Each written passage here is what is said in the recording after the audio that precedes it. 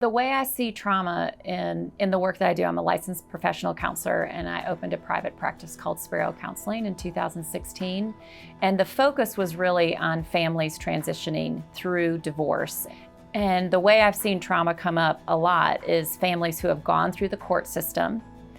And whenever you go through the court system, it is incredibly traumatic in that you have no idea what's coming. You don't get to talk to your lawyer when you want. It's almost like a medical procedure where it just feels so much pressure to try to get it right because your children are involved and your time with your children.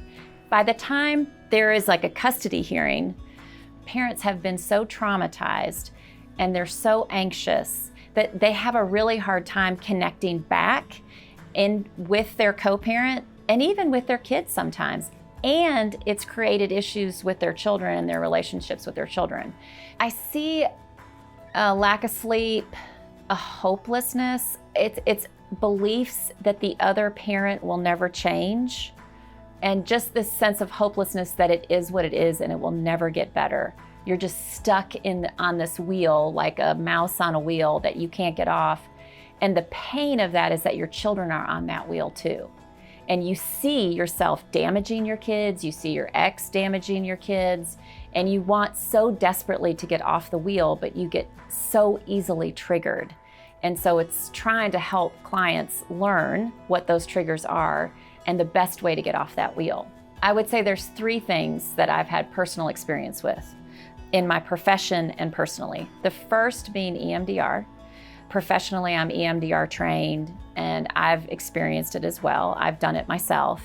The way I try to explain it to clients, I said it sounds super woo-woo, but I feel like it's God's way to heal your brain from trauma.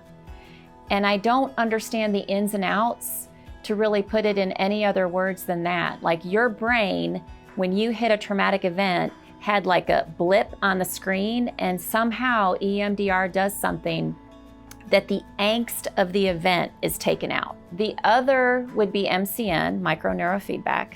And what I've seen with microneurofeedback is I've worked with couples who've been through affairs. I've sent them to get MCN for several weeks, and I watch them get less and less anxious week after week on the couch so that they're able to regulate themselves to have the hard, difficult conversations they need to have. My last one is therapy. I believe in the service I provide, and I think people being able to have a space where they can talk about themselves to an ear that is truly interested and wants to help people take the journey of their pain and help them guide them, I think it's just a powerful, powerful service. You do not have to live this way where the people that have traumatized you have power over you and those events have power over you. That there are now, which I think is so exciting, is there are now modalities like EMDR, like MCN, where you don't even really have to talk about the event. You don't have to relive it.